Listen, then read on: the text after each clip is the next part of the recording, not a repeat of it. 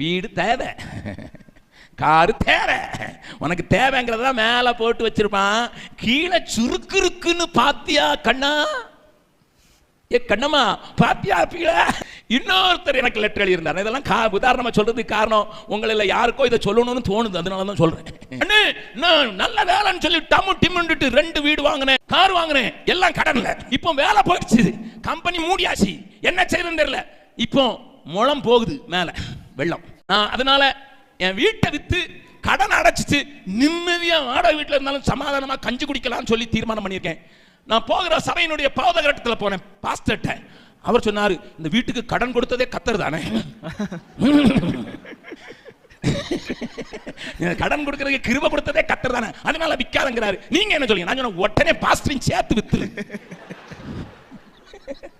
சொன்னது தானே சொல்றேன், அவரையும் சேர்த்து வித்துரு. நீ